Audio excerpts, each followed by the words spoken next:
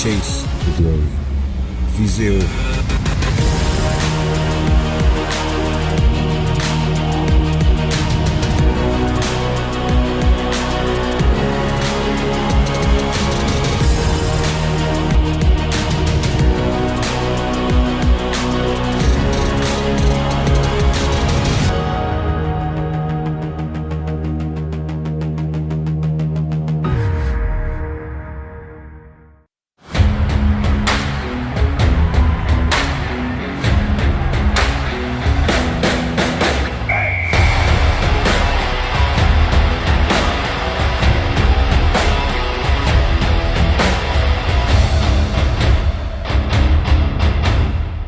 Sports on CBC, presented by Sport à Radio-Canada, une présentation du gouvernement du Canada, the Government of Canada, Nike, Gilbert Rugby, Fox 40, Thunderbird Medical Supply, Les Bagues Baron Rings, BioSteel, The Rec Room, APAR, and by CGIS.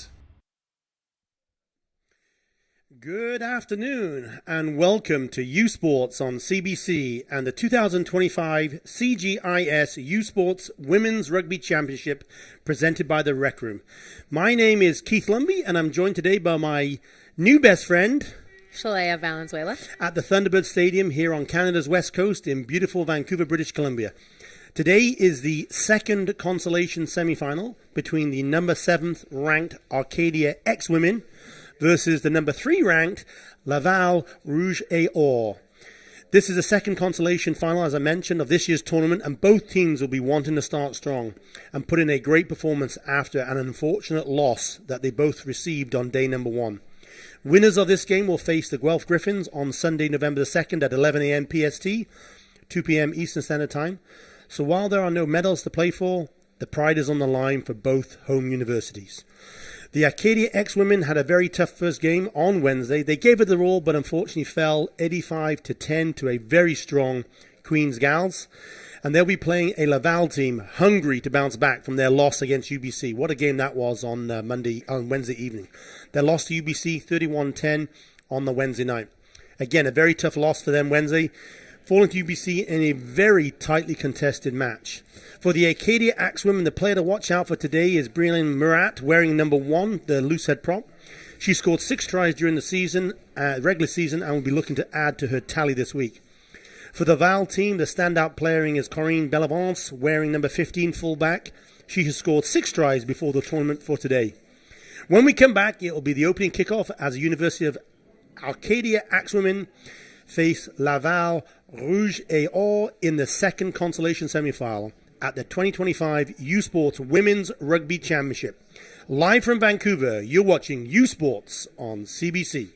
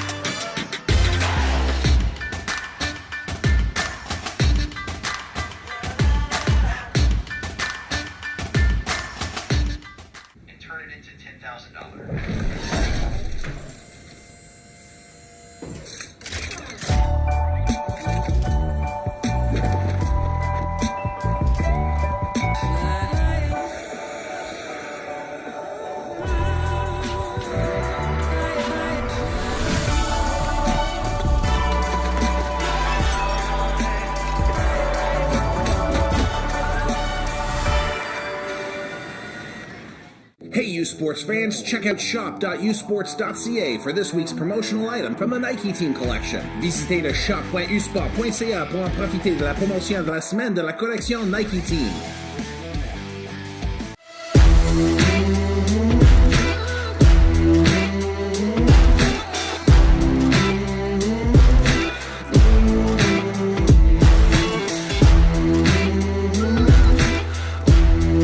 The CJS service philosophy goes hand in hand with our vision, and our vision is a world without valve problems.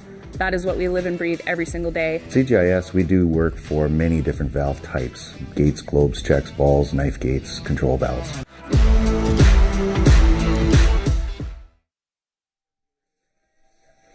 Well, welcome back to Vancouver for the U Sports on CBC. It's now time to meet the starting lineups for today's game, beginning with the visiting Acadia Axewomen. In the forward pack, wearing number 1 is Morant, number 2, Feeney, number 3, Deal, number 4, Gallant, number 5, Reed, number 6, Varden, number 7, Reed again, number 8, Savoy, wearing number 9, Uden, wearing number 10, Gunn, number 11, Chisholm, number 12, Gunn, number 13, Asseron, number 14, Matsukubo, number 15, Williston. Coming off the bench, Mason wearing number 16, 17, Phillips, number 19, Shaw, number 20, Demings, number 21, Dixon, number 22, Shertoon, number 23, Caldwell, number 24, Curran, and number 25, Alco. And not dressing today is Heel Slip. And the starting lineup, the starting 15 for the Laval Rouge et Or is number 1, Godin. Number 2, La Liberté de Gonaï. Number 3, Caro. Number 4, Chabot. Number 5, Frochet. Number 6, Provost. Number 7, Waylay. Number 8, Arvan Béraud. Number 9, Frachet. Number 10, Lameau. Number 11 on the left wing, Lazune. Number 12, inside center, Isère. Number 13, Chanson. Number 14, Panaton. Number 15 at fullback, Bellavance. And on the bench, we have number 16, Fortin de la Grave. Number 18, Galazzo. Number 19, Fortin. Number 20, Bertrand Carly. Number 21, Topé. Number 22, Tremblay. Number 23, Tardef Sanson. Number 24, Gaudroy. Number 25, La Tulipe. Not dressing today, Leclerc and Vinois. So what a great opportunity here to have the second game of the day. Let's also introduce our referees. The referee today is Rebecca Matheson. Her assistant referees are Kristen Lovett and Chris Asmus. And in the TV, keeping nice and warm, Trevor Honey. Well, Shay, what do you reckon? We've got a great game here today. Oh yeah, this will be a good matchup. It's a little bit wet out there, but I'm sure they'll be able to handle it. It's Acadia versus Laval in Consolation semifinal number 2 at the U Sports Championship. And we're underway here in Vancouver.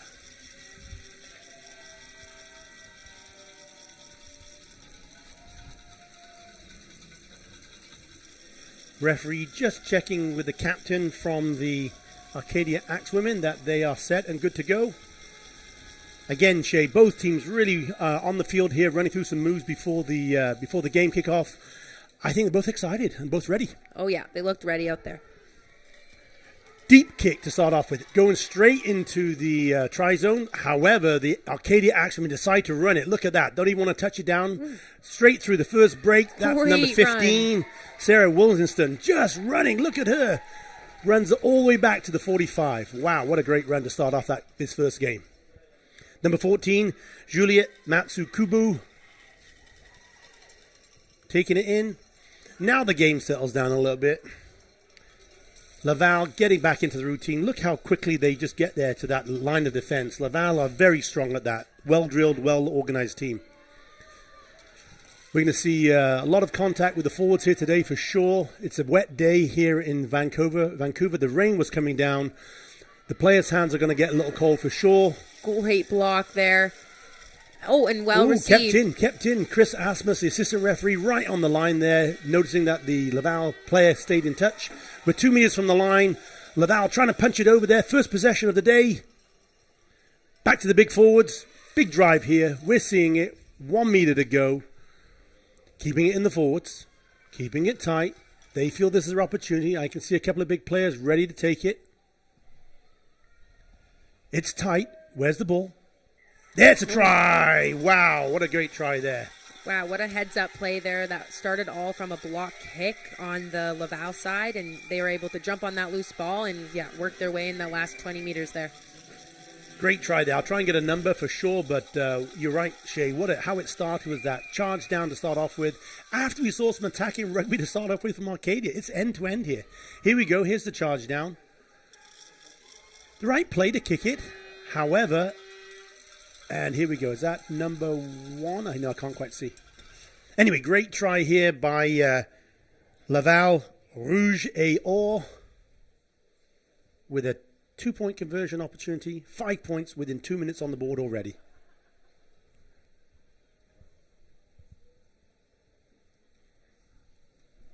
While we take this break, I want to say join U Sports on CBC next week for wall-to-wall coverage of the beautiful game as the 8 best women university teams head to Hamilton for the U Sports Women's Soccer Championships. Catch every moment of the exciting action from McMaster University. This is U Sports on CBC, where champions are made. So the conversion attempt was unsuccessful, so the score remains at 5 points to 0. 2.5 minutes gone in this second game of the day.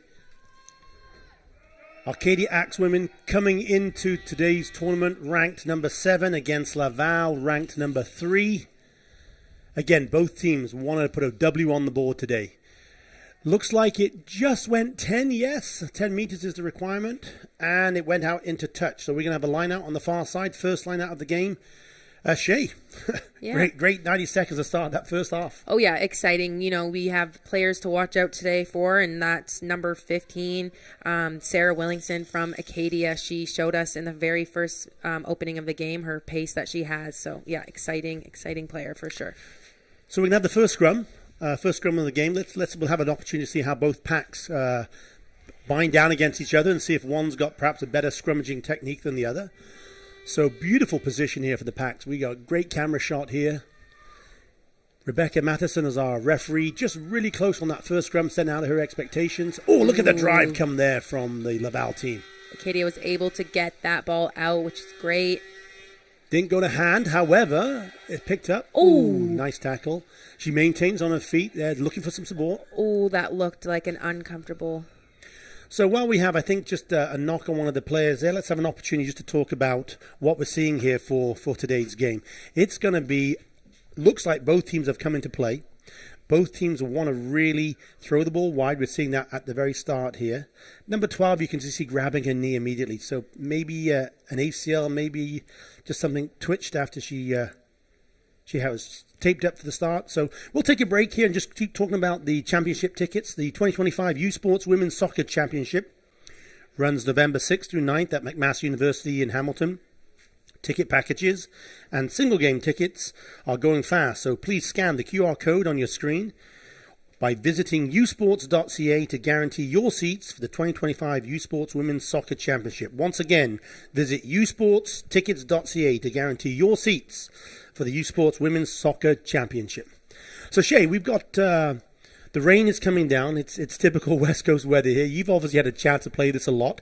Some of our East Coast cousins who are coming here to Vancouver, maybe for the first time, they may not have played on an AstroTurf. They may not have played in this damp, wet, cold, windy West Coast weather.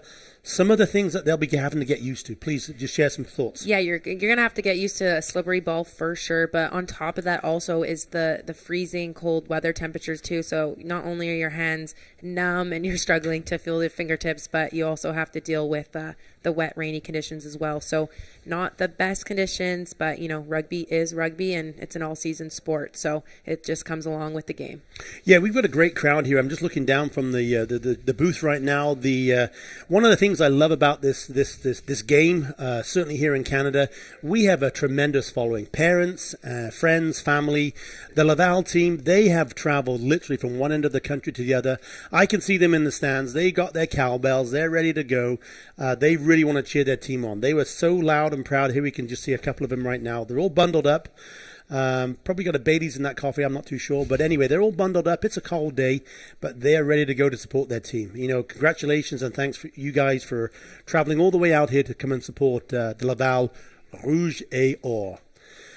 Some other thoughts. Obviously, the Acadia team are just trying to stay warm as we deal with that player injury. Again, it's very, very important. One of the things we take very seriously in rugby, and it's advanced a lot over the last 20, 30 years in this professional era.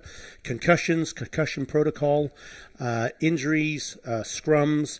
One of the things that we want to make sure is that the game, while it being a contact sport, is safe for all the players, and unfortunately when an injury does happen, we'll take all the necessary precautions. So the player on the field is just being they're just bringing having some attention.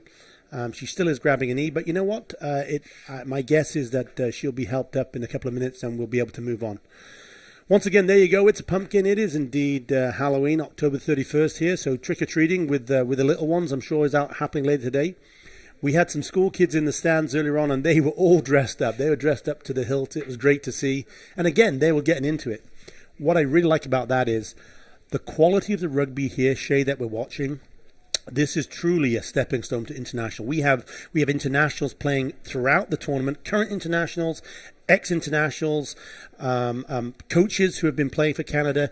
This truly, yourself included, this is truly a stepping stone to the international level. We have to be really proud here in Canada that our university program is, quite frankly, the envy of the world. I mean, look at yourself. I mean, let me, if I may, Shay, just talk to the audience. You've represented Canada. You have the silver medal from last year at the Paris Olympics, and you were here at university. So how do you balance that? A professional athlete representing our country, coming away with a silver medal, and you got some schoolwork to do in the meantime. Yeah, it's definitely a lot to balance. But when you're passionate about multiple things, you learn how to manage your time, and that's a huge part of it. And prioritize the things that are most important at that time. So definitely takes a lot, but it's totally worth it in the end and wouldn't change a thing. Well, the player who was injured is just being carried off there. She was on her feet a little bit, not wanting to put any pressure on that left knee, I believe. So wish her all the best as she gets the medical attention. I'm just seeing her with the support staff right now. So she's going to be taken care of. We go straight back to action. We had a bit of a break. Both players now, they're going to be cold. They've lost their focus. They've got to get it right back. First scrum since the break. That first scrum, we saw the Laval team dominant. Oh, yeah. So I'm sure they're going to want to do it again. If you're Acadia Axewomen, you got to get that ball in and get it out really, really quick. Yeah. Speed of ball at the scrum will be major, especially when it gets driven back. So here you see they successfully got the ball out, but cold hands. Went back though, luckily. Yeah, cold fingers again. That's what the players have been trying to keep warm here. It's cold here on the West Coast. A little bit scrappy on the halfway. Unfortunately, the Acadia Axewomen having to commit a lot of people to that. Unfortunately, bobbled that ball back. They were able to jump on it, but then it was a forward ball knocked on again. Yeah, our referee there, Rebecca Matheson, right on point. She saw the knock on by the Laval player, so we're going to have another scrum. That may be a word I'll be saying a lot today. Another scrum. Now this time, Laval have the put in. Probably don't need to drive quite so hard. They just want to have a strong, stable platform and be able to run potentially a set move. So, actually, sorry, it was a Laval knock on. So, are we seeing? Yeah, we are going to see just a change coming in there with one of the players. Quick substitution for the Acadia team. Acadia are going to put the ball in. You can just know that Laval is going to give a big strong push in. Look how low that Rouge et Or team are. Looking through the scrum. Here we go. Crouch, bind, now the set. And the drive comes. Oh, yes, they got it out quick. Very fortunate there, Acadia. Number 8 takes into contact. Penalties awarded. They decided holding on. Yeah, Rebecca Matheson is our referee, very clearly today setting out her expectation that she wants quick release of the ball. In her mind, in her opinion, that release did not happen quick enough, so the Acadia, I believe is a number 8, Olivia Savoy, penalised. There she is, yeah. Just a beautiful jackal there. Number 8, her opposite number. Van Bayron with a beautiful jackal there over the ball. So we have a line out. First line out of the game. Laval throw it deep. Cleanly taken. That's unusual considering the weather. Quick pick and go. There's a pod here waiting. I can see one of the players with a hand up. She's waiting. She wants to take into contact. Here she goes. Oh, and she offloads, moves the ball away from the point of contact. Another great move there by Laval. Advantage being played. I can see the referee with a hand out, so there is an offside. Advantage. This is a free one here for Laval. 1 meter from the line. Are they over? No. The referee's right on the spot. You got to think those big forwards want to try and push it in now. Oh, yeah, there we go. Nice try. Nice try there. Straight on the board again for the second try. Quickly take their tally up to 10 points. Laval really wanting to bounce back. Yeah, there's the cowbells and some of the horns from the Laval friends and family who've traveled all this way. Just trying to get a number here on the replay. Nice and tight. What do you think, Shay? Just trying to get over that line. It's pretty hard to defend. Oh, yeah. Laval has a great forward pack, and they're really making them work hard out there, and, they're coming out on top. And it's interesting how the game has changed so much. I mean, these players, these forwards, they are practicing literally almost like a wrestling type maneuver. They're practicing how they can pick the ball up from on the floor and literally force themselves about 2 feet forward. Yeah, exactly. They look well trained, and they know exactly what their job is, and they're coming out successful with this one. So successful kick there by the Laval number 10, the fly half. Lameau takes the points tally for Laval to 12 points right now. There's a conversion again. Straight through the points, straight through the middle. Easy peasy.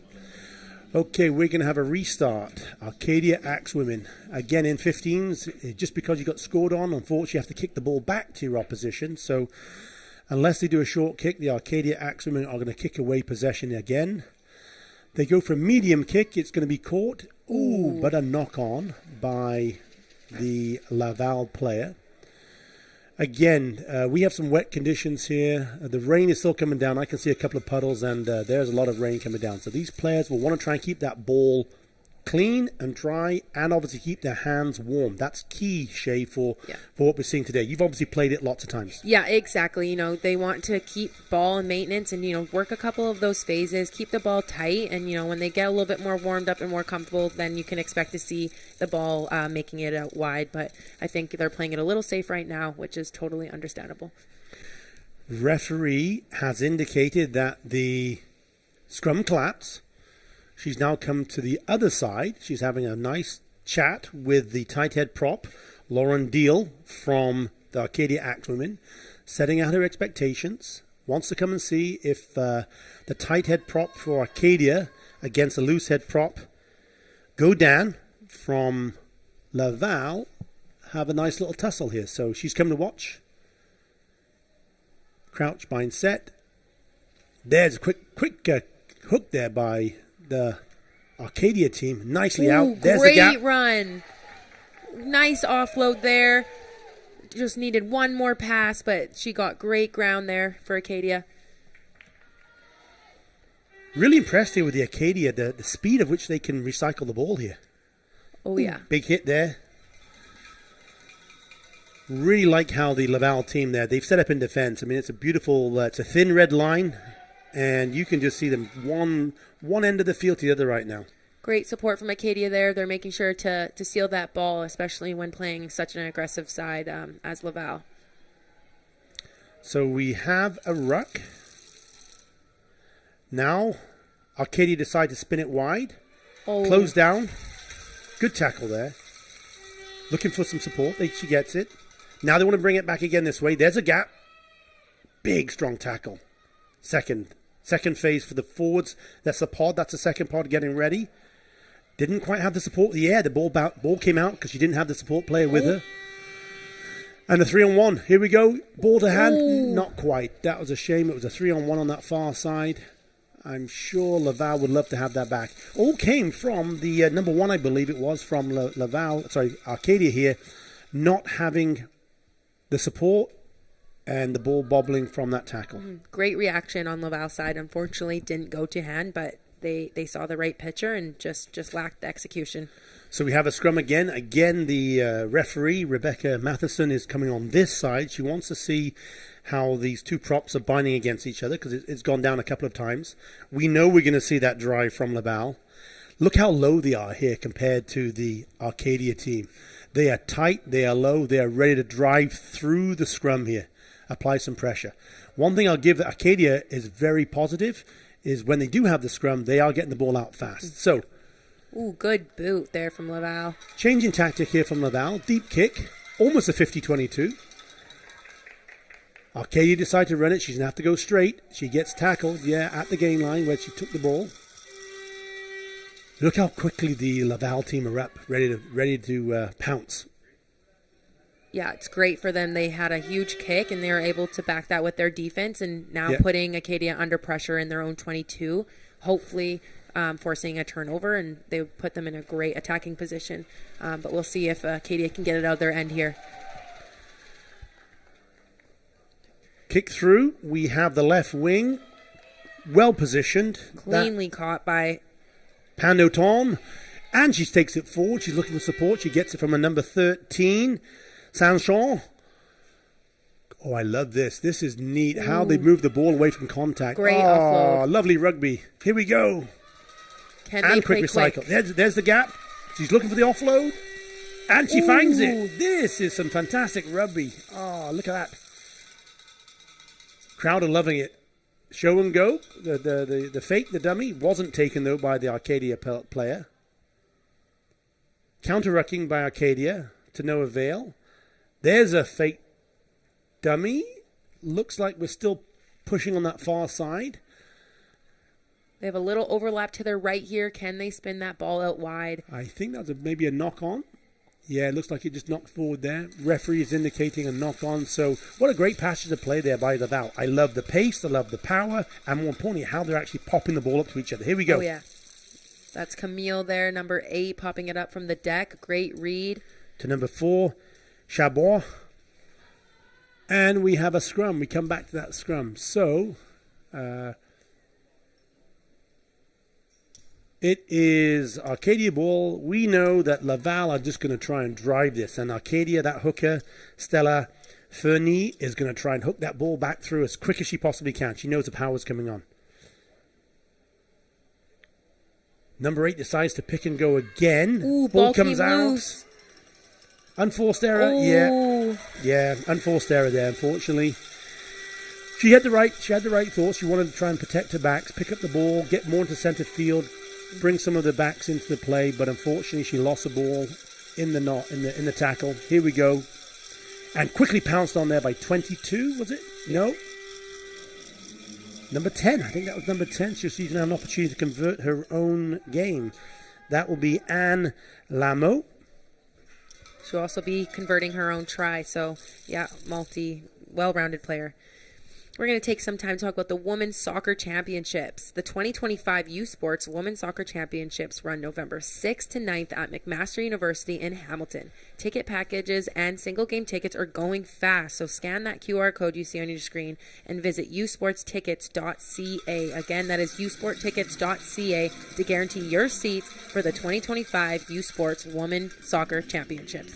Well, there was Anne Lameau just showing us that she can score 5 and 2, so successful conversion. Laval Rouge et Or now taking their tally up to 19 points, 15 minutes gone in this first half. Still enjoying the Acadia Axewomen, that they still have the opportunity when they have the ball in hand. Pretty impressed with their skill. But I would say right now, one of the things I'm noticing certainly from Laval, their willingness to offload the ball, look for that support player, that support runner is there every single time. Exactly. They're dominating that contact area, which is opening up those offloads. So definitely hard to stop on defense when the momentum keeps on going. Looks like Arcadia have turned it over. Yes, they have. That was unusual. So, oh no, back to Laval. Here's the box kick. Nobody's underneath it. Don't let it bounce. Fortunately. Oh, went backwards. Keep playing. Yeah, pressure on now by Laval. There's 3 players there just hounding that player. Arcadia, fortunately enough to be able to get the ball away from contact. Now ruck is formed. Maybe a box kick coming. I can see 2 of the Laval players just off screen, very deep right now, expecting a kick. Ball's gone loose. Referee is right in the spot again. indicating that we have a knock-on. It's a wet, rainy, windy day, as we indicated, so there may be a fair few scrums today. There's the ball just in the camera, and I think you'll see the knock-on just there. So we have a couple of changes being made right now. I see somebody coming off. My guess is for a head check. Again, concussion is in this contact sport is very important. So just a HIA assessment on the sideline here. The player is jogging off under her own capability. She's just going off. She'll be asked the standard 20 questions: what day it is, how old are you, where are we playing, and once she's had the opportunity to announce that, or even perhaps if she's had a little bit of a cut, get stitched up, taped up, and back onto the field. These players are strong. Shay, you know that. You've played under some extreme conditions.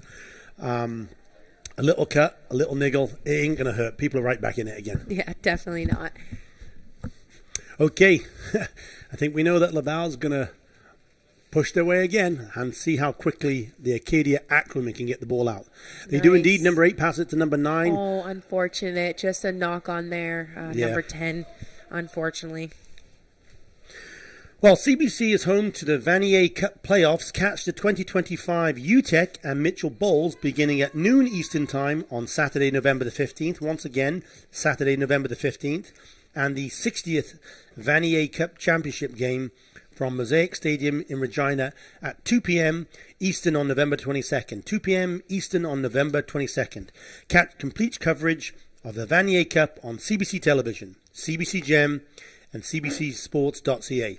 U Sports on CBC, where champions are made. Another scrum. This time it's Laval ball. They're just going to drive it forward. Okay, then number 8's keeping at their feet, trying to draw a penalty. No penalty awarded, so they're now going to run right. Here's a set play, 3-on-1. There's some gap. She's through. Last moment, is she going to get it? You know what? That is good.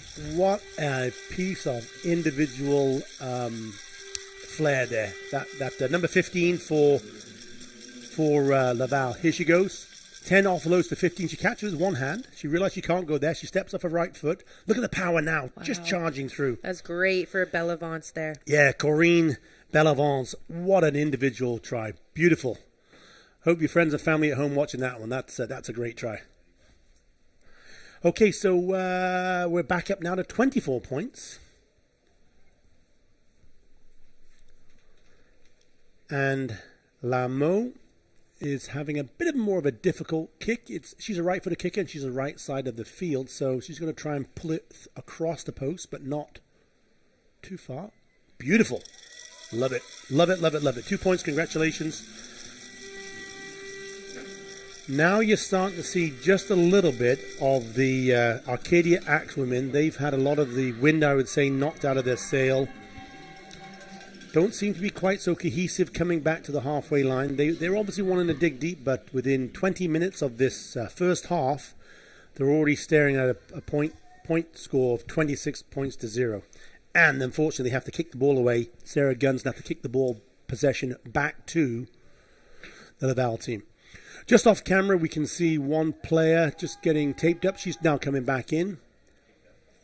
She'll just be joining the screen at the very top. Here she comes. And we are ready. Again, short kick, bouncing to the hand of the Laval player. She decides to take into contact as opposed to moving the ball away from contact. We've got 3 people in the Laval ruck there, so they're not committing too many. Quick ball, nice little pass there away from contact. Nice line. Back into the forwards. Sucking some of those forwards in. Now we can see some space here. I love the I love Great. I just love it, Shay, how quickly this Laval team are hitting the ball at pace. Oh, unfortunate. It did bobble forward, but they had a great few series of play there, and now it gives Acadia a chance to attack on this disconnected defense. Not too sure whether that was off the knee or off the hand. No, the referee says it was off the hand, so we're going to go back. Guess what? We're going to go back for another scrum. Look at this play here. I love it. How she hits the ball here at pace. Number 13 there. Strong running. Yeah, strong running. Yeah, Laval has a great sense of when to offload, whether it's before contact, well, it's after driving through contact, and that's really helped them get back-to-back momentum. That was outside center.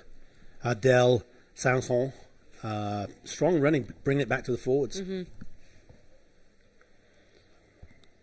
Referee just was stopping the clock and now has restarted it. Again, welcome to Vancouver for those who are joining us across the country. This is day 2 of the U Sports Championship. We're actually at game 2 right now on day 2. This is a Consolation. The winner of this will face the Consolation 5th place game on Sunday. Penalty. Holding. Yeah. Challenging, right? When you've got such a strong, dominant Laval team who can get over into that crouch position very quickly. That was a great pick at the back of the scrum for Savoy, number 8 on Acadia. Unfortunately, she did not have support in time, so that was easily poached there by Laval.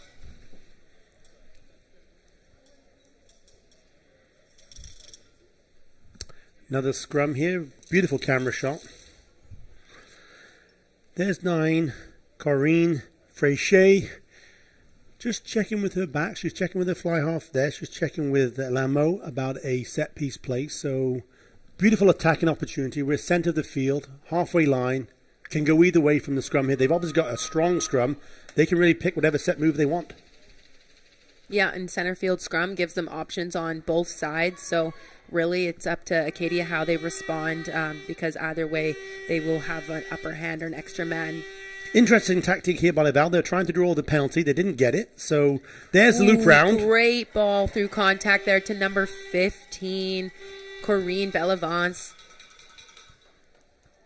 Knock on at the try line, unfortunately. Gives Arcadia a chance to clear the line. And they do. I'm sure we'll see that on the replay. That was a great, how she hit that ball at play. Here we go. Here's the number 8 for Laval, trying to lure the penalty. It didn't happen. There's a wraparound. The fullback looping around the fly half. Again, we've seen this player strong. Maybe just an opportunity if she could go back. She had the ball in the left hand and she was trying to hand off the player coming from her left. Yeah. If she'd moved the ball to her right hand, she'd have had the chance to be a bit of a handoff. Exactly. Yeah, she had a great stiff arm there. Unfortunately, the ball was on the wrong side, so she was not able to stiff arm that last defender. Nice little trick play from the line out. Laval decided to go blind around the front of the line out. They're about 15 meters from the try line. Oh, bobbled, but it stayed. You still got it.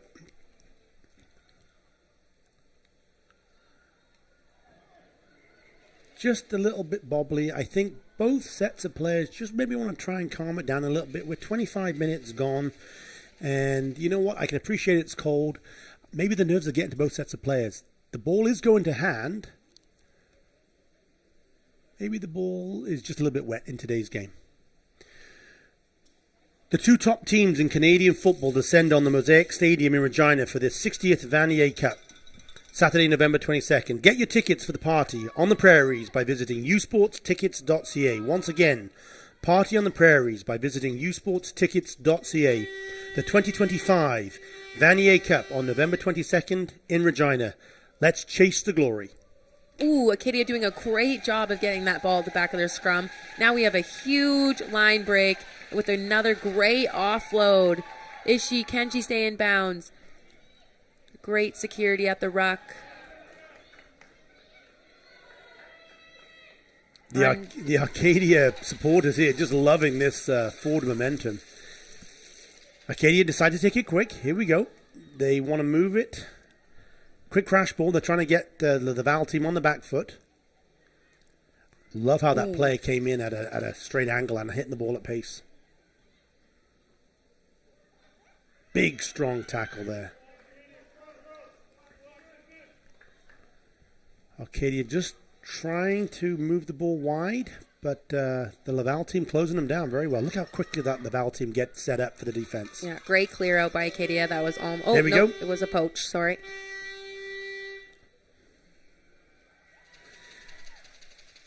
Well, certainly our Laval are showing us that they want to play some open rugby. That's the fly half.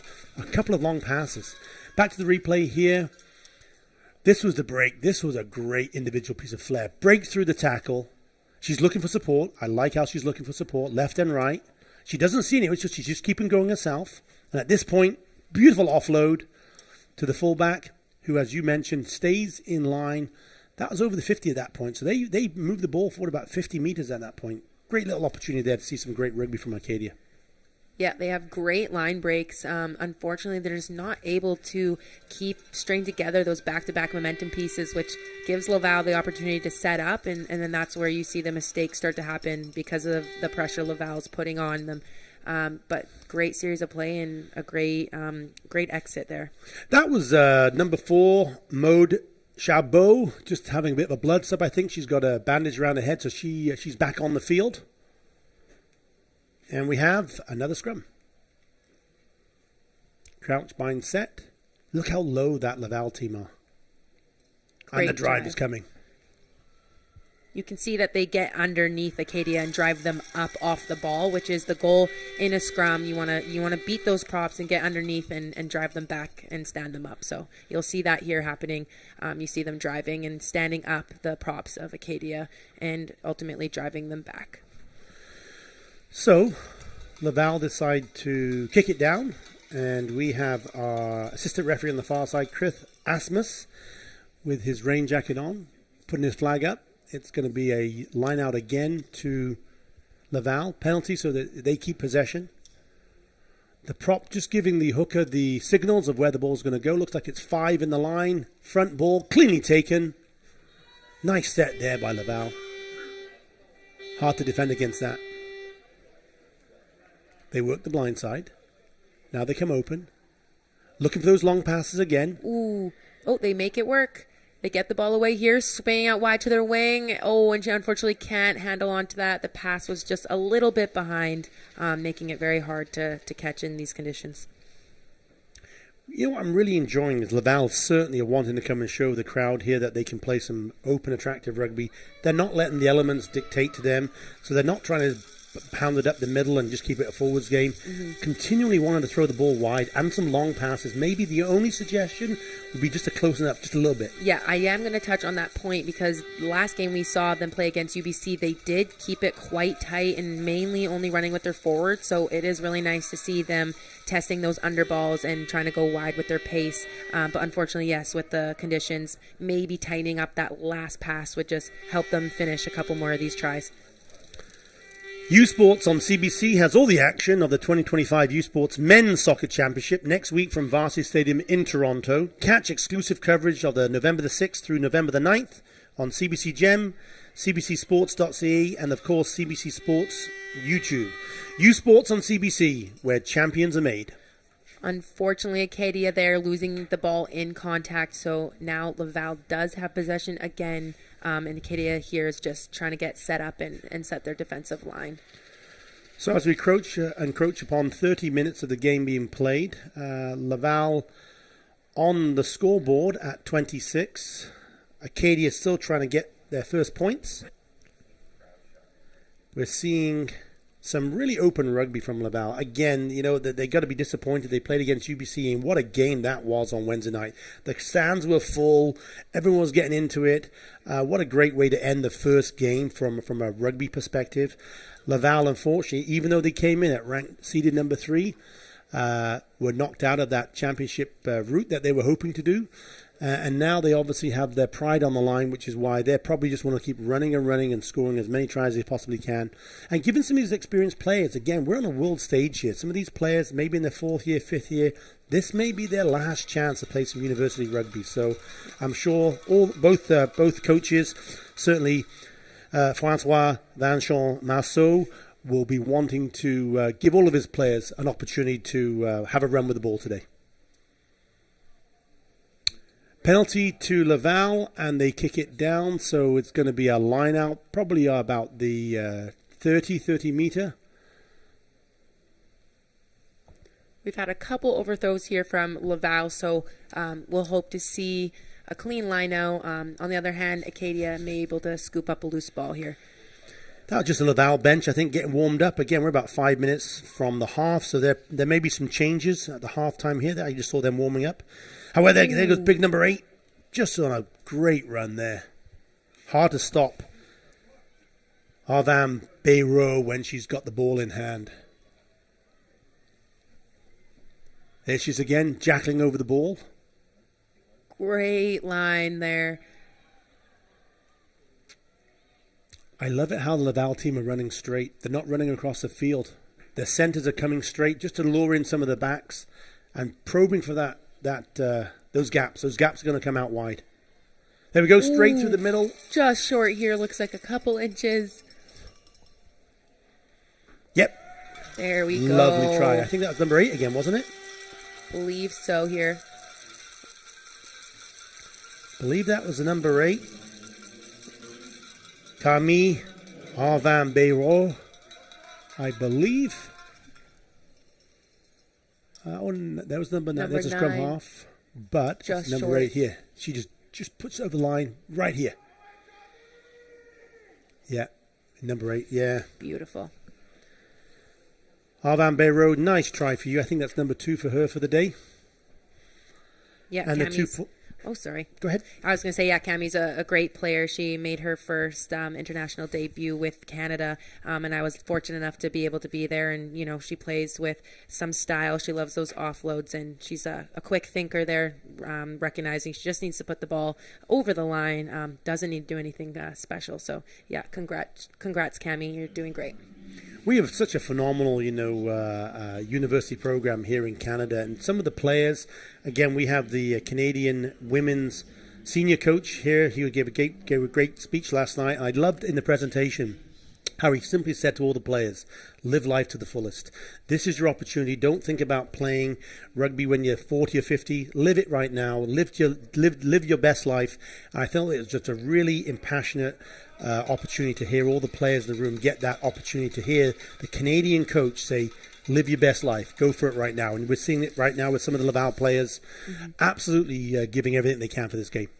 Definitely. I think a lot of these players are already thinking about the future and, wanting to represent their country. But I think it's important to stay present and recognize the privilege of having such great competition at the university level. And, great things will come from playing on this stage. And, just got to live in the moment and recognize how special it is, the U Sports competition. And you know what I love about that, Shay? That's coming from you, who have a silver medal representing our country at the Olympics. So how humble it is to be a part of this with you. So thanks very much indeed for those comments. Thank you. Okay, line out again. Laval, cleanly taken in the middle. They want to move it away from contact. Great Centers ball. now. There's the offload. There's the break. What a gap. She's looking for support. Yeah, she looking has for it. support.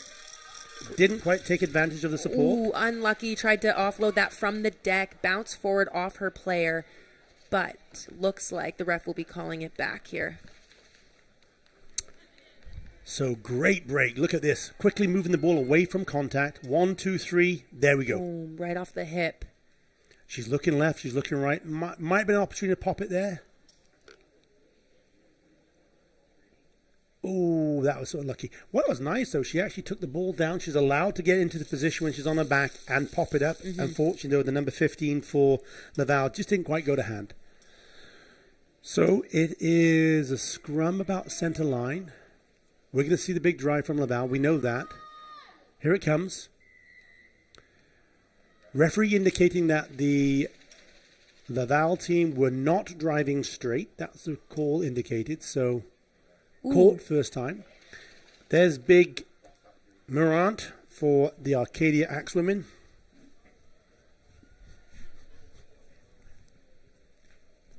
Looks like this will be the last play of the half. The clock has reached 35 minutes here, so it will have to come to a natural pause, whether that's a try, but it cannot end on a penalty here, so we will be seeing a couple more phases.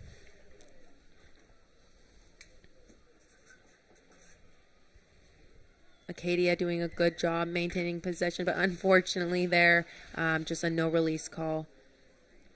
Oh, actually, they received the penalty, so here they go. They're quick tapping again. Number 8. Great power. Wow. Wow, Savoy. great run. She's through.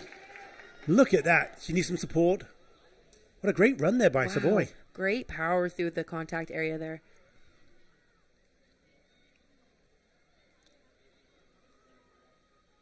So obviously Arcadia want to try and get a try here, even though we're into the injury time in the clock. Again, the referee here is determining when the clock is up.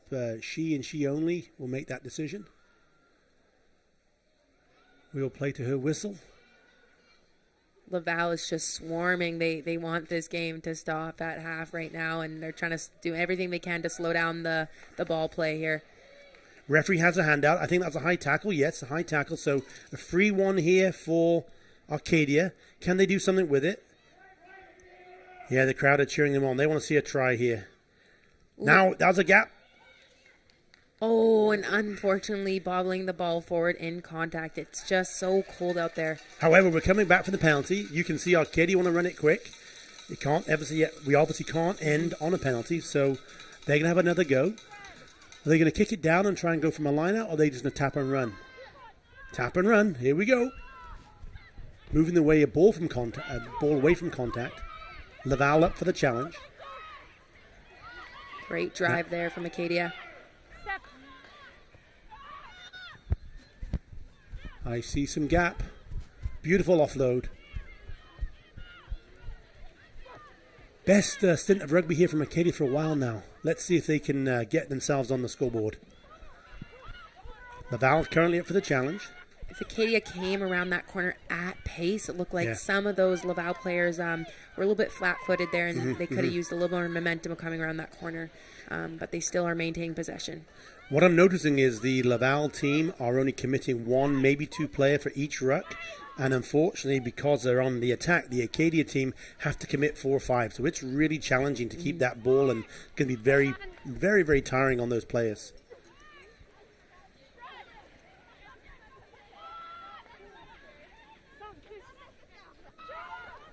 Coming blindside. There's the gap. She almost got away. Ankle tap.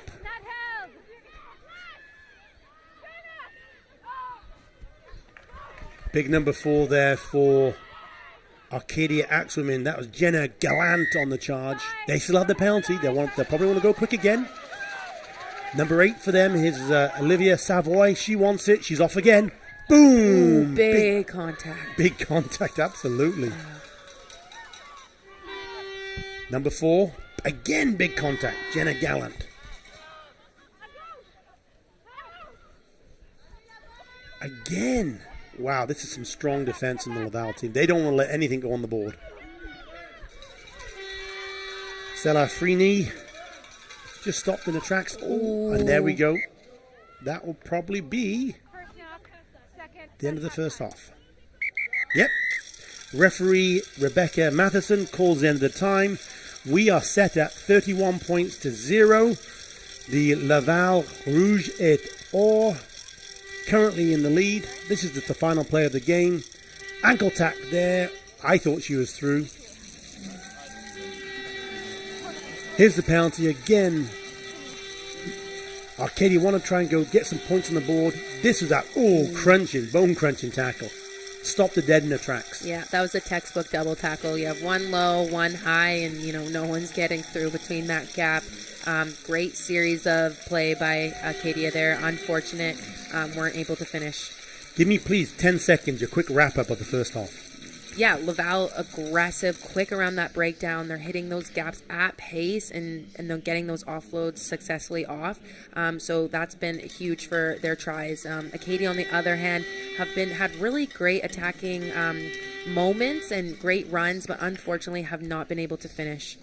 After the break, it's a U Sports halftime report where we'll spend time with Sarah Gunn of the Acadia Axewomen and Corinne Fréchet of Laval Rouge et Or. The score at the end of the first half on this Consolation final number 2 is Laval 31, Arcadia 0. You're watching U Sports on CBC.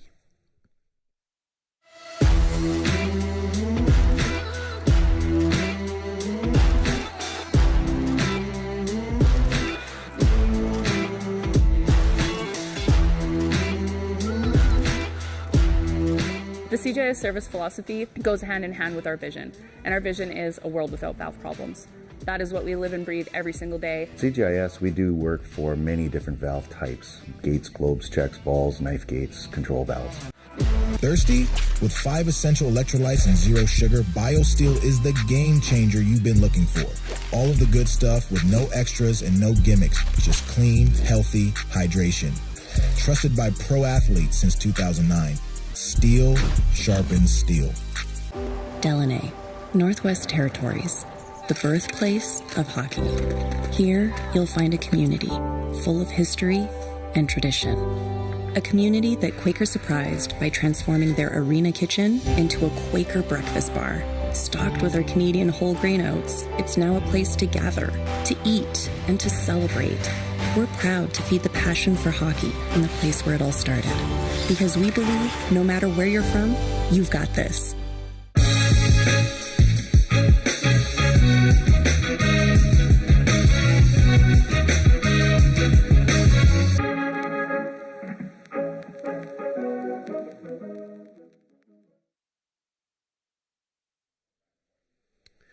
Welcome back to U Sports on CBC. I'm Keith Lumby, along with today commentating Shalea Valenzuela.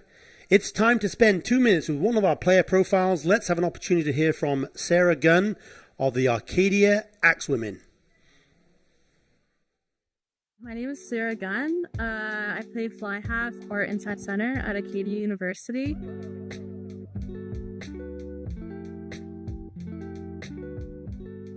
I first started playing rugby in high school in grade 11. I started with sevens. It was just like late fall sevens, and it was just an absolute disaster and so chaotic, but it was so much fun. And then I just stuck with it ever since. I think I like to set my teammates up for success. I'm not so much a ball carrier, but I love to like pass to people who like to give them the opportunity to do something.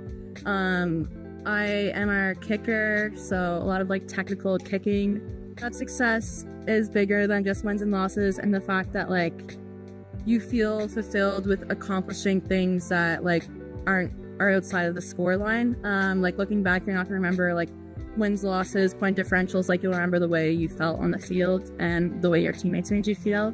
My greatest accomplishment was playing for senior women's Celtics in Nova Scotia. There's a lot of really good athletes in women's rugby from all that play for universities all across Canada. So having those athletes come back in the summer and playing alongside them and like bringing our different experiences together. And then we played against Alberta, PEI, and New Brunswick, and we won the championship, which is really fun. Being a youth sports student athlete, it's like a privilege to be one of those people. Like, you get so many opportunities that so many other people don't get, like whether it's extra help with academics, like extra supports, and you also like get designated time with your best friends every day. You get time to lift, like you get access to the best resources. My team is special because I think everybody feels that their team is family. We just really encompass those values. Like we came off a tough loss last week in the final, and like it was like we were bonded more than ever in that moment. Like we played our heart out, and yeah, we just really felt united.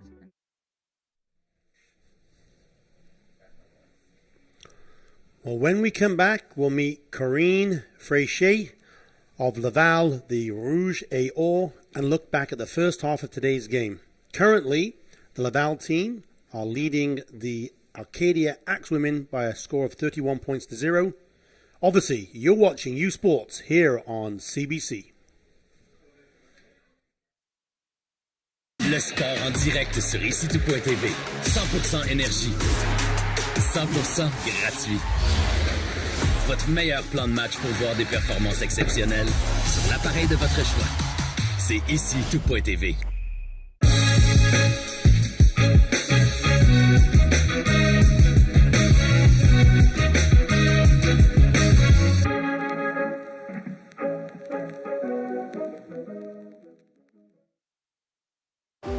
Delaney, territoire du Nord-Ouest. Le berceau du hockey. On y trouve une communauté riche en histoire et en tradition que Quaker voulait surprendre avec une toute nouvelle cantine déjeuner Quaker dans son aréna.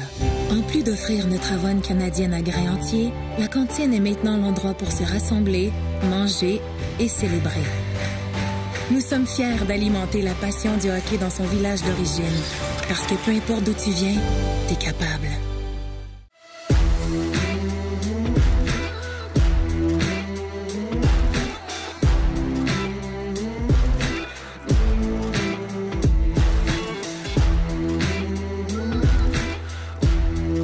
The CJS service philosophy goes hand in hand with our vision, and our vision is a world without valve problems. That is what we live and breathe every single day. CGIS, we do work for many different valve types: gates, globes, checks, balls, knife gates, control valves.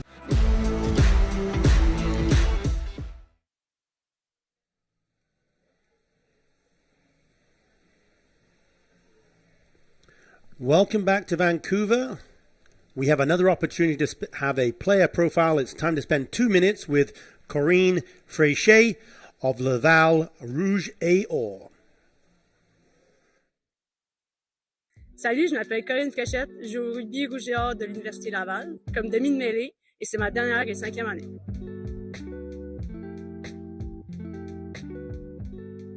J'ai commencé à jouer au rugby à ma dernière année de secondaire. Dans le fond, l'équipe de football a comme arrêté, puis je connaissais un peu le rugby, puis on s'est dit pourquoi pas partir cette équipe-là. Fait que on a commencé, puis j'ai juste continué à jouer, puis voilà. Je pense que par ma position de 9, mon style de jeu se reflète beaucoup par le tempo qu'on donne, surtout avec l'université, où est-ce qu'il y a beaucoup de tempo, énormément de rapidité d'action, puis je pense que j'ai quand même un bon X-factor sur mes petits steps. Je pense que le succès au rugby, pour moi, ça part beaucoup du processus. Je pense que c'est pas juste un événement isolé. Je pense que ça part vraiment de tout ce qui englobe. C'est pas, mettons, le championnat national, c'est vraiment comme toute l'année, tout le 10 mois que tu te prépares pour ce moment-là. Fait que je pense que c'est beaucoup le processus qui est autour, les personnes que tu rencontres, l'adversité et les petites victoires que tu as un peu à travers tout ça. OK, je pense que ma plus grande fierté au rugby, je pense, c'est de représenter un peu un gabarit différent dans le sport. Je pense que évidemment quand tu regardes les joueuses canadiennes, tout ça, puis même quand on se compare là, les Québécoises versus les anglophones au niveau universitaire, je pense qu'on est beaucoup plus petite. Puis je pense que par ma position aussi, puis mon gabarit, je suis beaucoup plus petite en général, mais je pense que ça, par tout le travail que je démontre, puis un peu les prix individuels que j'ai gagnés, je pense que ça montre aussi que même si tu n'as pas le physique de l'emploi, tu peux quand même bien faire. Puis je pense que c'est ça ma plus grande fierté, qu'il y ait d'autres personnes qui puissent voir ça, puis qu'ils se disent « Ah, OK, ben si elle peut le faire, je peux le faire. » La vie d'une étudiante athlète U-Sport, je pense que c'est beaucoup d'arrimer l'étudiant et l'athlète. Je pense qu'on met énormément d'accent sur les entraînements, surtout, je pense, le rugby, où est-ce que c'est très, très, très condensé. Fait que je pense que c'est difficile plus pendant la session d'automne de s'arrimer avec ça, mais je pense qu'au final, c'est vraiment d'être capable de jumeler entre les deux. Ça représente vraiment bien. Là, je pense que c'est 50-50 au final. Il faut vraiment que ce soit ça. Well, as we see both sets of players just returning to the field, welcome back to Consolation Final number 2 at the 2025 CGIS U Sports Women's Rugby Championship presented by the Rec Room on CBC Sports. We have Laval leading Acadia 31 points to 0 in this Women's Rugby Championship. Both teams went off shade during the half to try and stay warm. What do you think they were being talked to in the conference, in the changing rooms? Yeah, I think they'll be using that time definitely for a little reset. I'm assuring you that they can't feel their hands or their feet. So half of it is battling the mental side versus the physical side. Yeah, and just coming into this half, they're going to both want to start strong. Acadia is most likely looking here to get some points on the board. Have had great attempts, unfortunately have fallen short. And Laval, on the other hand, I'm sure they're going to want to keep on racking up those points and, sending a message across the board here. We're about to restart. Here we go, U Sports 2025, second half, game number 2 here on Friday. We have Acadia Axewomen in the white playing right to left, and Laval in their red strips, black shorts, playing left to right. Second half underway. Nice inside pass there to the Laval player, moving the ball away from contact.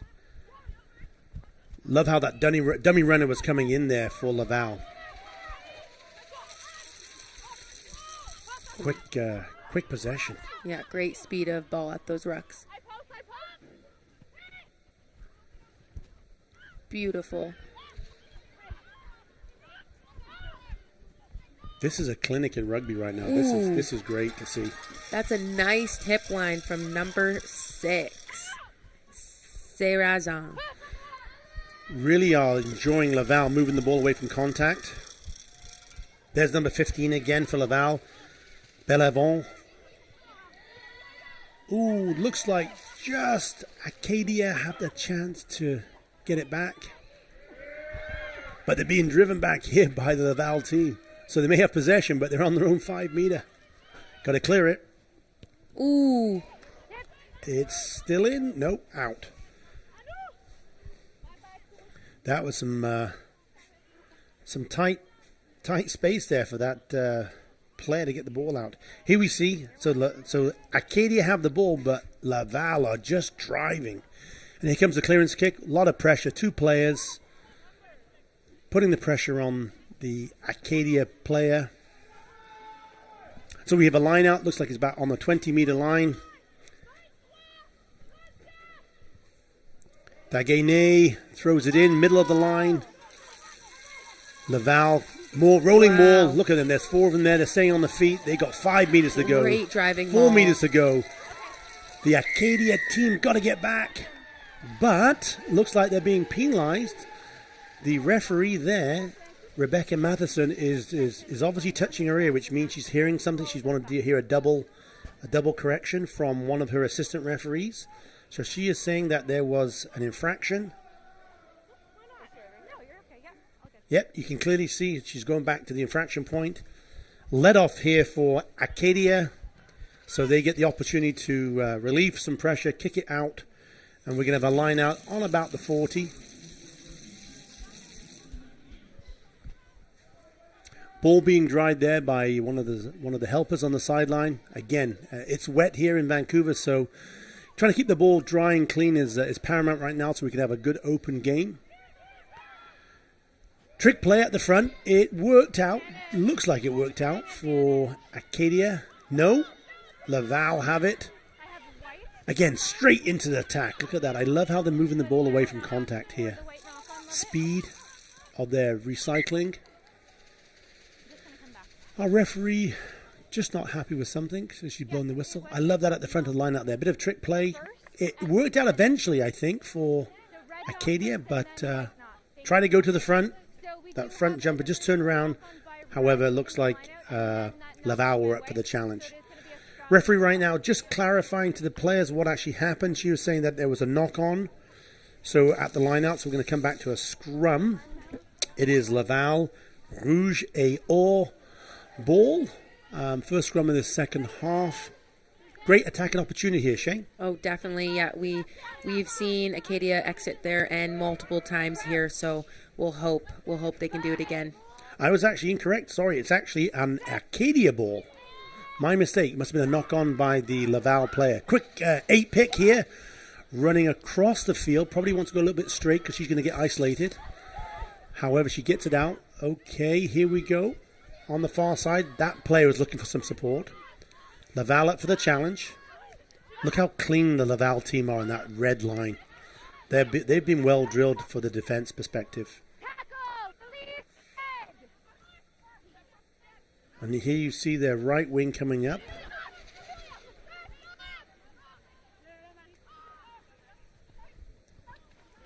Acadia struggling just a little bit to penetrate Laval's backline defense here.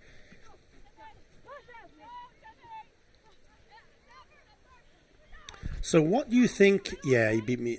I was about to say the Acadia coach, Matthew Durant, probably was having a chat with his players in the tunnel here and in the half, and giving some change in their philosophy of how they're going to try and take on this strong Laval team. What do you think he was sharing with them? Yeah, I definitely think they probably mentioned that their speed of their breakdowns needs to be just a little bit faster. They need to have a good clear out so they're able to play that ball nice and quick and get some momentum here. So it's just bobbling. However, the Laval player has it.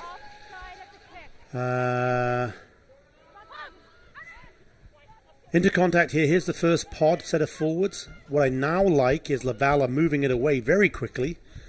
So we'll notice in the first half that Laval were using their pods, their forwards, 1, 2, maybe even 3 times. Now they're using it just once and getting the ball away. So certainly a change in the coaching philosophy there to this Laval team. On the feet, still going strong, down to about the 22. Pick and go. There's another strong run. Takes a lot to bring some of these Laval players down. I'm really impressed with the speed of play here. Ooh, great, this is hard to tell. Great offloads. Yeah. This is some world-class rugby here, Shay. This Laval team haven't let up at all.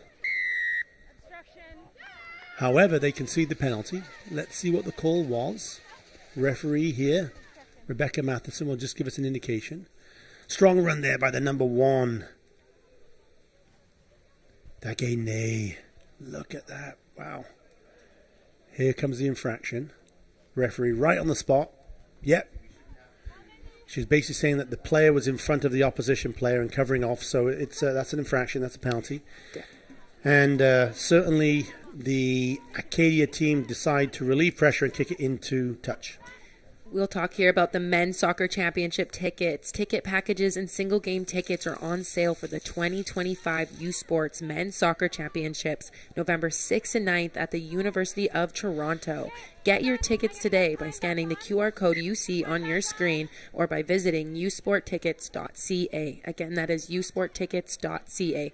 And be sure you're at the Varsity Stadium for the 2025 U Sports Men's Soccer Championships next week in Toronto. So I just see Matthew Durant, the coach of the Acadia Axewomen, just bringing on three from his bench. So we have 3 new players. We'll try and get some names and numbers for you when we can. Gotta love this. The Axewomen decided to run it from their own 22. Ooh, great little gap there by Acadia.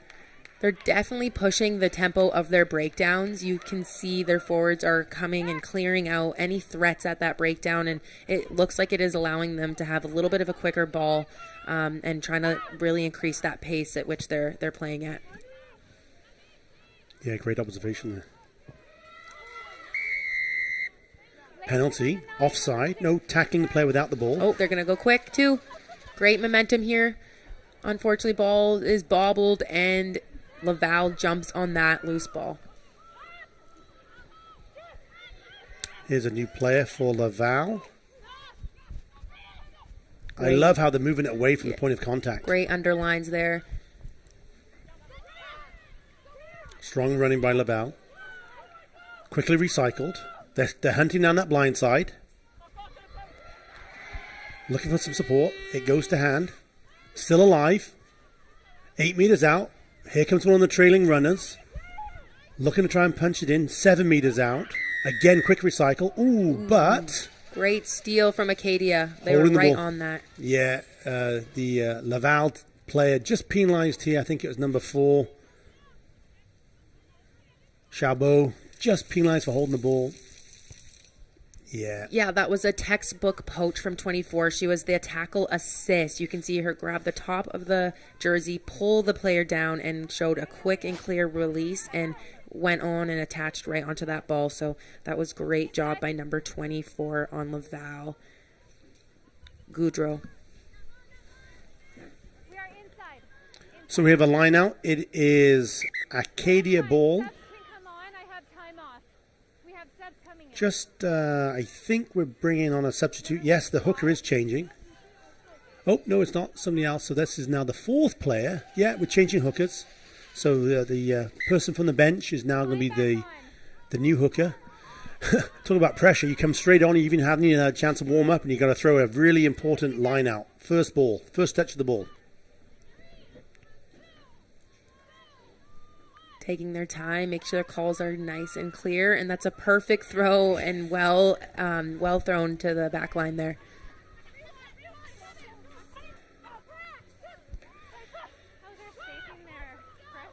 The pace of this game is phenomenal. We're 15 minutes in, 10 minutes into the second half. Like, wow. Both teams coming to play here. I love it. Ticket packages and single game tickets are on sale for the 2025 U Sports Men's Soccer Championship, November 6th through 9 at the University of Toronto. Get your tickets today by scanning the QR code on your screen or by visiting usportstickets.ca. Once again, usportstickets.ca. And be sure you're at the Varsity Stadium for the 2025 U Sports Men's Soccer Championship next week in Toronto. It will be a Laval line out just 10 meters from the try line.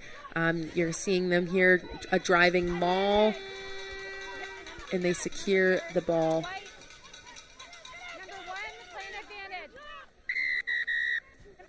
Penalty. They've taken it quick. Great pace.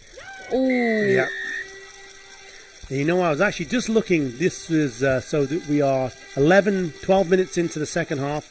And I was just looking down at my score sheet, realizing that there had been no change in the second half. But just as I said that, of course, the commentator luck or bad luck, the Laval team managed to punch it over for another 5 points. Here we see the penalty. Quick taken here. Watch this. The scrum half, number 9. She takes it. She goes. She sees the gap. She actually decides to throw a dummy to number 4. Pretty neat. Yeah, she did a great job there at staying animated. You know, she made it look like she may give a pass to her support players, but that little move opened up the space right in front of her. So, congrats. Yeah, Corrine. scrum half, Corrine Frachet. Nice little piece of individual flair there. Well, one of the things we'd like to share with everybody is that we want to hear from you about your viewing experience. Please visit usportsfans.ca. Once again, usportsfans.ca to join our fan advisory panel. Tell us a little bit about yourself and help shape the future of U Sports Championship broadcasts by giving us your feedback for your chance to win U Sports prizes. It does matter, please. It does matter. Without your feedback, we have without it, we don't have the opportunity to make modifications. So please join the U Sports fan panel at usportsfans.ca. Once again, usportsfans.ca. Restart is underway. Deep kick. Cleanly taken by the Laval player. I love how they move the ball away from contact. Quickly recycled. Oh, beautiful. Great pace. Oh, unfortunate. Went backwards, luckily. It did go back, so we're still alive.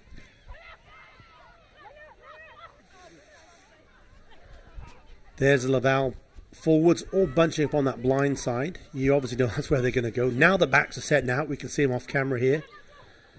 Ooh, good line. They left that ball right in the gap, allowing the forward to come through at pace.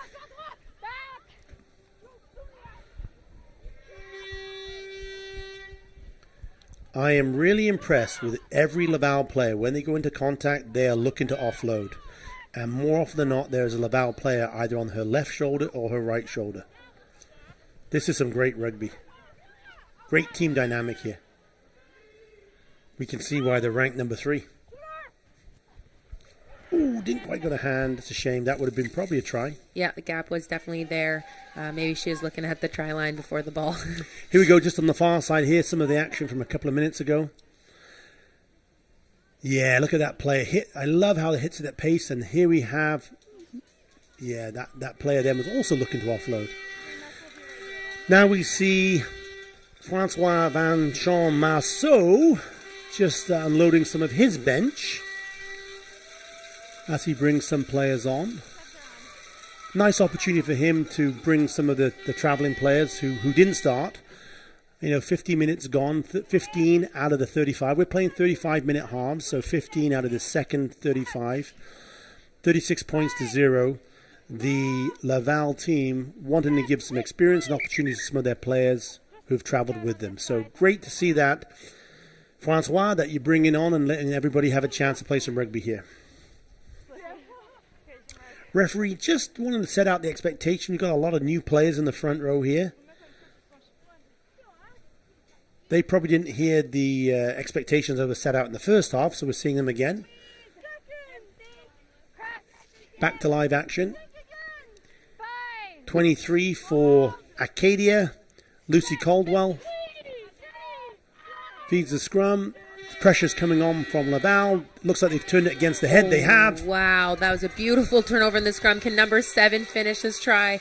Taken down just inches before the try line. I think there we go. Oh, I'm knocking on the door here. Knocking on the door. Can Laval punch it in?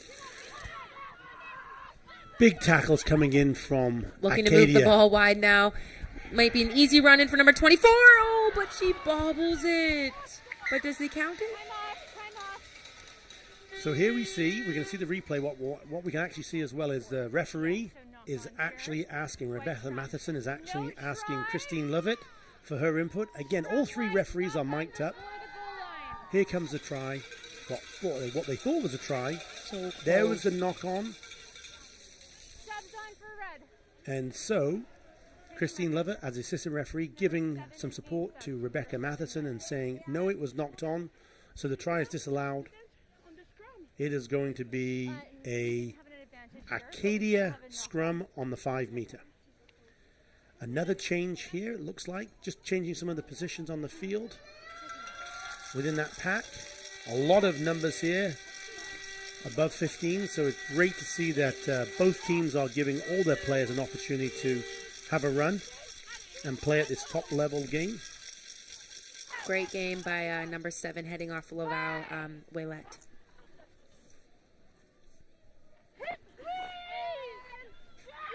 There comes the power.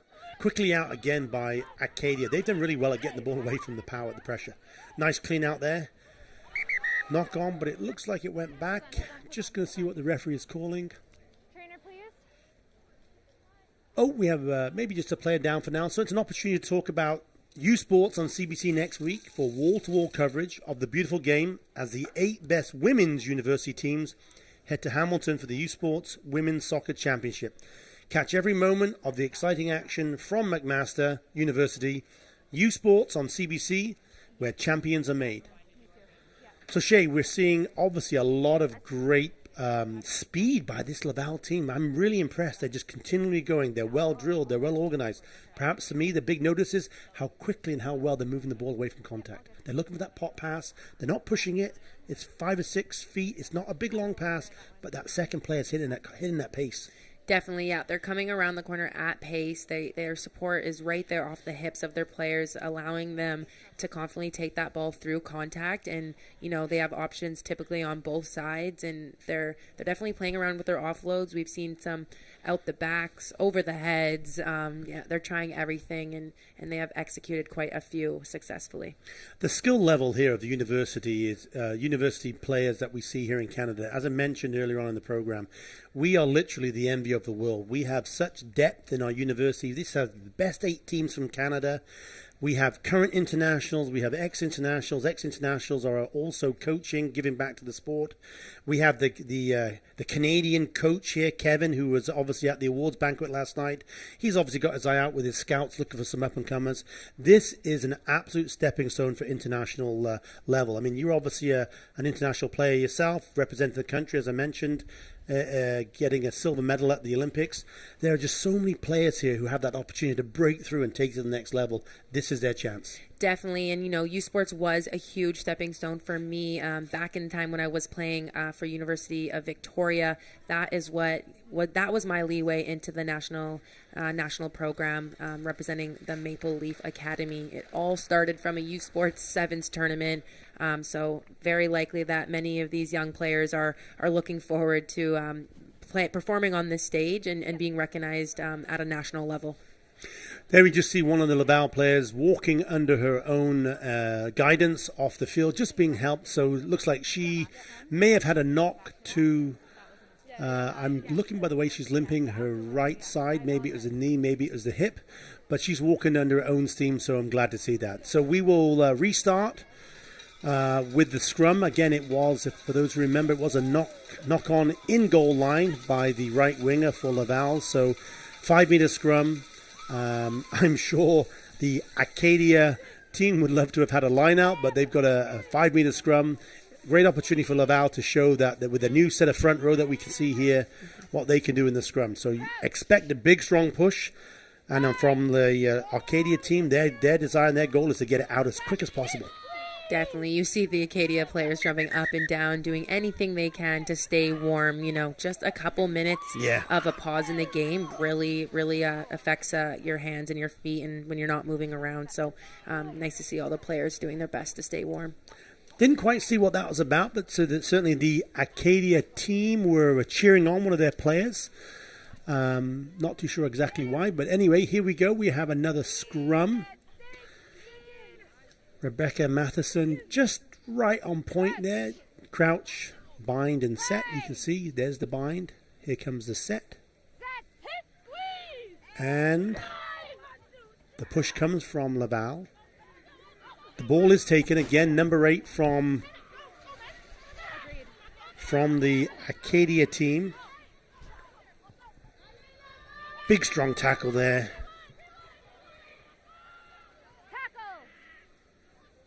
Acadia surely want to kick the ball out. They're not going to be able to run this down. This is just going to take so much energy for them. They're going to turn it over if they're not careful. Opportunity surely to clear your line and try and get your breath back. But they're giving it their all. This is cool. There's that turnover that I just talked about. Yeah, that pressure comes from Laval. And now Val will have Acadia on their back foot. Look at all the players out to the left here. Yeah. Here we come. They're spinning it wide. Yeah. Good defense by Acadia. About 15 meters out. The crowd egging on, the Laval crowd egging on their players here to punch another one in over the try line. That was number 1. Morant trying to just rip the ball out, but not available. Opting to move it wide here to number 24. Can she finish this try the second time? Or does she get pulled out? It looks like that is a try for number 24. Nakai Godreau. Nakai Godreau, yeah, what a beautiful try there. Right winger coming in. I'm sure we'll see this on the replay. Didn't look like she had a lot of room. She really did some pace and I think put her head down and stayed at that corner flag and just made a beeline right for it. Here we'll see it right here. It didn't go to hand. It's a little bit there's the offload. So there was a turnover. I'm saying here it comes.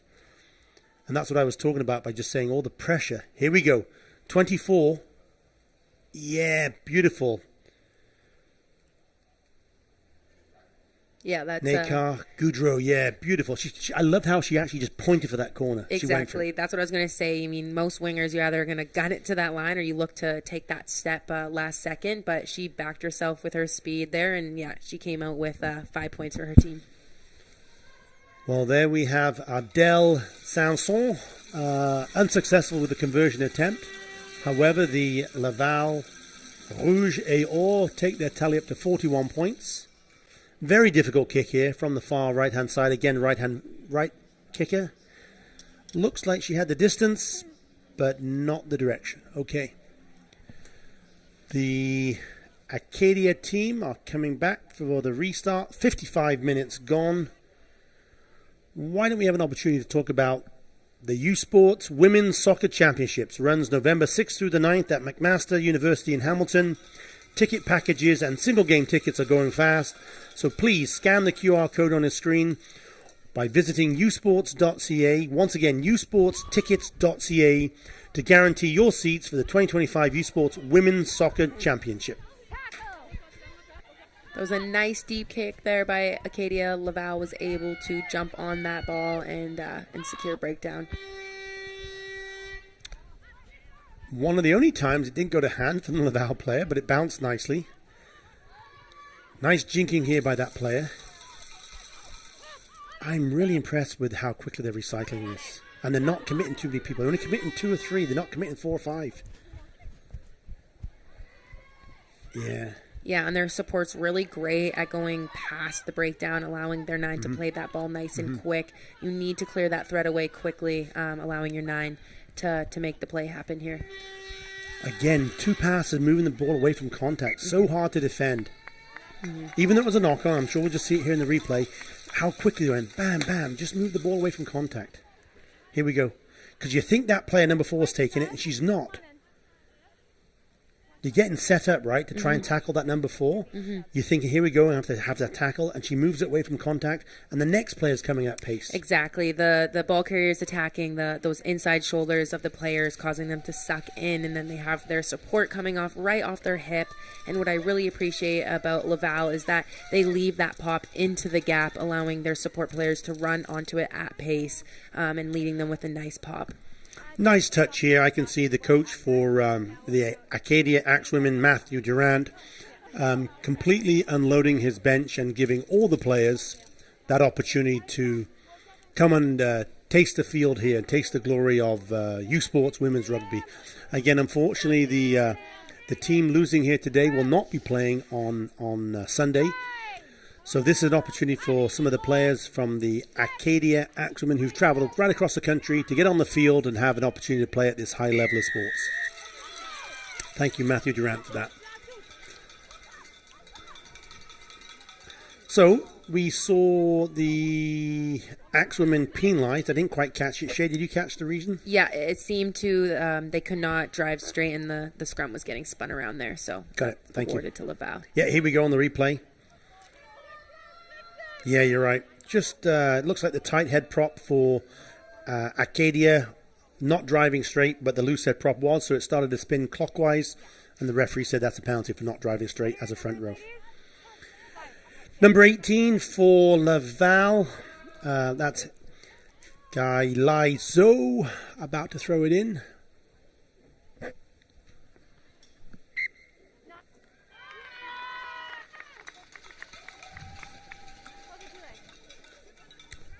We have a penalty for too many numbers in the lineout. That's what the referee is calling. Just want to make sure before I called it. So we'll have a lineout now.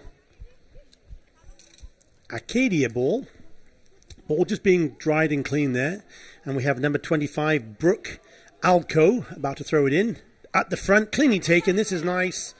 Again, Acadia. Oh, the switch, the dummy switch, the inside centre coming in, back into the forward pack. However, meeting some stiff resistance from those forwards. Again, ooh, good strong tackles.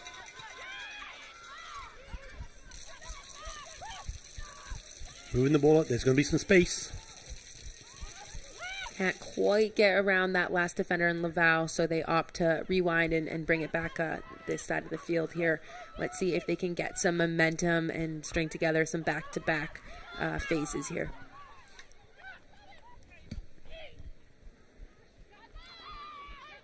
Got to give credit to Acadia here. They are playing and they are not throwing the towel in whatsoever. Deep kick back to Laval. They've decided it's kept in field, so they've decided to run it. Nice little loop there. They want quick recycling. There's some space here on the right hand side. Yeah, the scrum half saw it.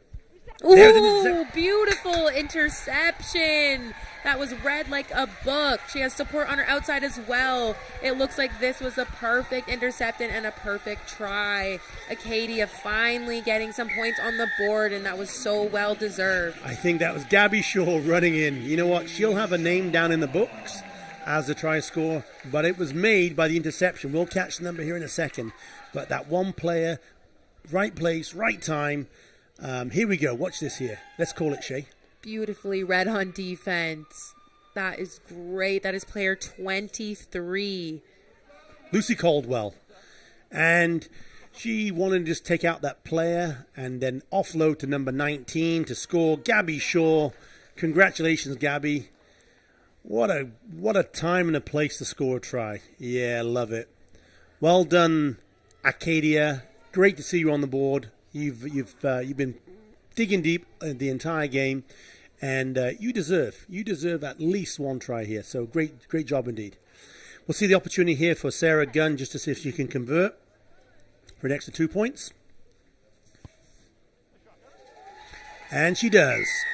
CBC is your home for the Vanier Cup playoffs. Catch the 2025 UTEC and Mitchell Bowls beginning at noon Eastern Time on Saturday, November the 15th, and the 16th Vanier Cup Championship game from Mosaic Stadium in Regina at 2 p.m. Eastern on November the 22nd. Catch complete coverage of the Vanier Cup on CBC Television, CBC Gem, and cbcsports.ca. U Sports on CBC, where champions are made. So we haven't seen this before. This is now Laval having to restart. So Acadia going to get the ball back. Nicely taken there by that player. Straight into contact. Good sealing around the ball. Great to see so many players with numbers above 15. So both benches, it looks like, have been unloaded. We're seeing at least new people playing, which is great for the sport. Loving Acadia's ball security here, doing a better job at clearing out the breakdown at the rucks. Unfortunately, the ball was bobbled, but that was a great series of play for the Acadia women. The two top teams in Canada football descend on Mosaic Stadium in Regina for the 60th Vanier Cup, Saturday, November 22nd. Get your tickets for the Party on the Prairies by visiting usporttickets.ca. Again, that is usporttickets.ca. The 2025 Vanier Cup on November 22nd in Regina. Chase the glory. So we're just having, I think, number 25 be assessed here by the physio for the Acadia team. While we're taking a break here, Shay, why don't you just share with us your thoughts on how the second half has gone? What a great second half so far. Yeah, you would never be able to tell, it's 65th minute of a game in the freezing cold weather and with the rain, of course, and both teams are bringing the energy this half. That was an excellent try from Acadia. It's great to see their relentless efforts up until the last minutes of this game, and they came out with 7 points from an amazing interception. Here we just see one of the Laval scores from the beginning of this second half. This is where I believe number 8, she saw the line, didn't need to use her shoulder, she could just reach out and touch it down. And here's the break. I thought she was in, I thought she could pop here to the left, but obviously number 10 was closed down. Yeah, those are great examples of Laval's continuity and their efforts to, keep that ball in play here. Back to live action. It's a scrum for Laval.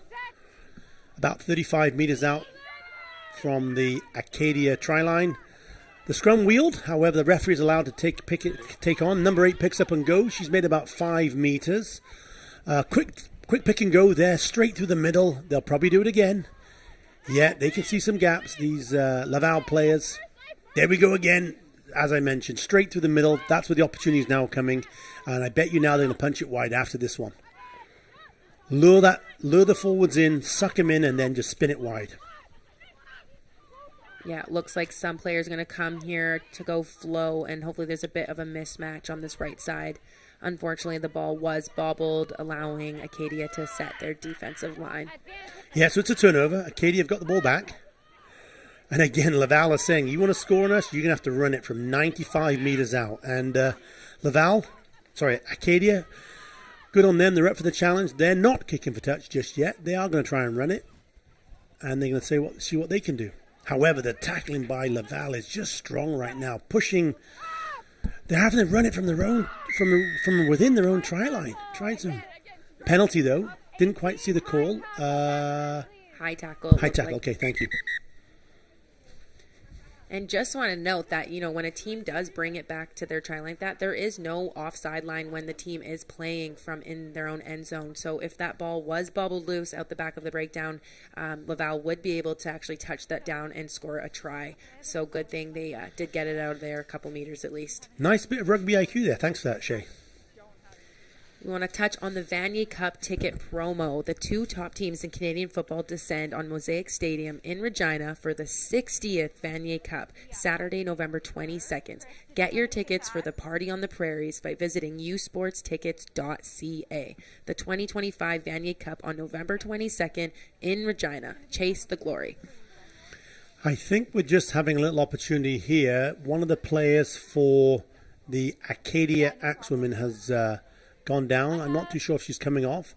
I do know the referee was looking towards the bench and Matthew Durant and see if he has any extra players, but he has unloaded his bench, so basically they have no opportunity to bring anybody else back on. So that player is staying on right now, and we'll keep an eye on her just to see how she's doing for the remainder of this game. Only about 5 minutes to go, and she's actually going to be straight into the action. She's going to have to throw the ball in, so hopefully she wasn't banged up too much, because the pressure's on right now for her to throw a nice clean line out. She did, but it wasn't cleanly taken by her players. It's been taken on by Laval. However, the referee has indicated that there was a knock-on. There you go. There was a knock-on by the Laval player, so we're going to have a scrum. Scrum on the 25-meter. Laval here in a opportunity that they can try and drive again. Again, one of the things that they've been very strong at is in their scrum. So even though it is a defensive scrum for Acadia, you got to think Laval are going to try and drive straight here and just get the ball, win one against the head.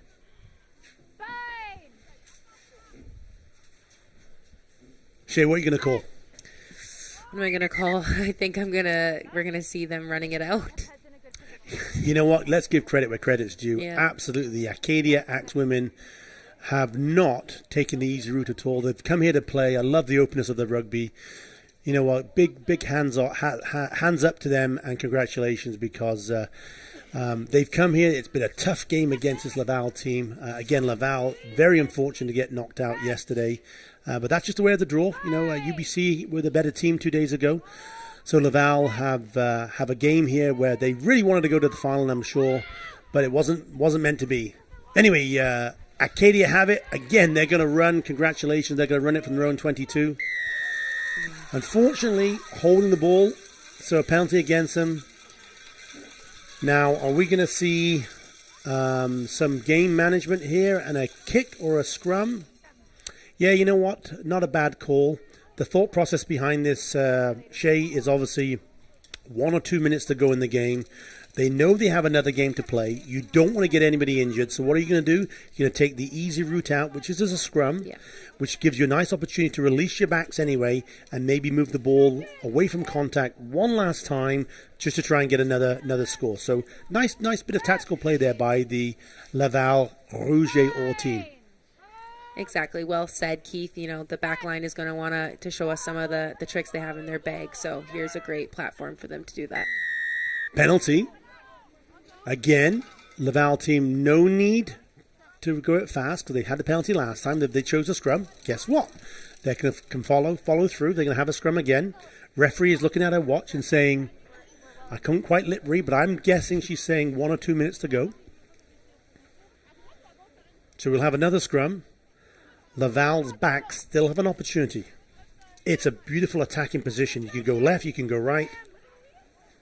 We see the fullback and the fly half directly behind the scrum right now, so they're not indicating whether they're going to go left or right, trying to fool the Acadia defense here. Exactly.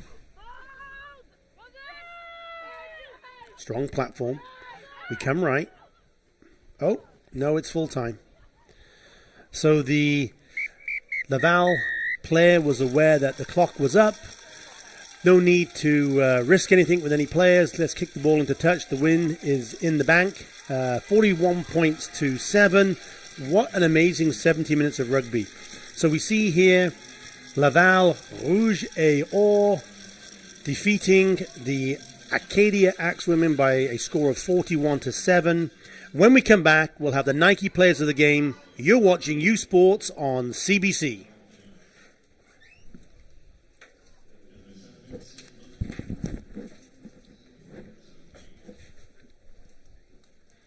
We just see the players here just congratulating. I think we're going to go to break as we're watching U Sports. And then we will have the Nike players of the game.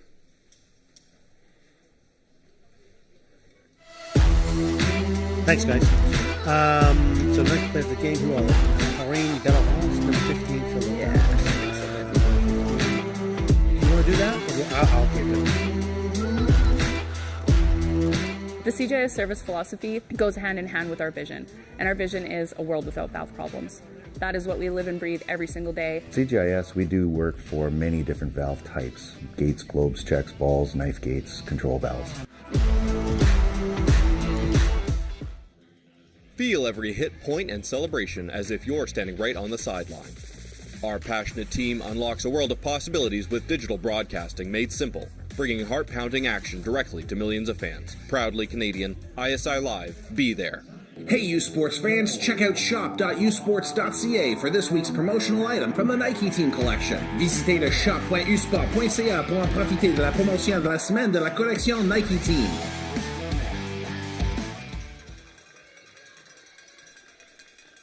Here you see the Nike player of the game from Acadia, number 8, Olivia Savoy.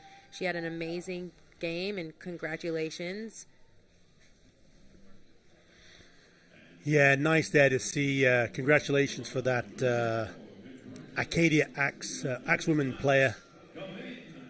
And then for the Laval team, the Rouge et Or, the crowd are going, standing on the feet and clapping. This is number 15, the fullback for the day, Corinne Bellavance for Laval team, great opportunity for her. Really liked her skills. She was dynamic. Didn't seem to have a lot of pace, but she broke through that line 3 or 4 times. Corinne, well deserved, the Nike player of the game. Shay, any last thoughts in terms of our game here on the first game? Quick wrap up. Just so exciting. You know, it's great to see these teams come out fired up, and it did not stop. They played that full 70 minutes with the heart on their sleeve, and yeah, they gave each other a great run for their money. The scoreline doesn't reflect it, but both sides brought a competitive edge, and yeah, it was a great, entertaining game of rugby there. Our next game comes your way at 4 p.m. Pacific Standard Time, 7 o'clock Eastern Standard Time, when the Guelph Griffins take on the UVic Vikes at the U Sports Women's Rugby Championship. Want to big shout out to our executive producer of U Sports on CBC, John Bauer. Today's game has been provided and directed by Choyle Brown. The stats have been provided by Isabelle Davy-Norville. Thanks to our Sports Canada TV team for today's production. On behalf of Saleha Valenzuela, my name is Keith Lumby. Thank you for joining us today. The final score, the Laval Rouge et Or 41 and the Acadia Axewomen 7. You've been watching U Sports on CBC.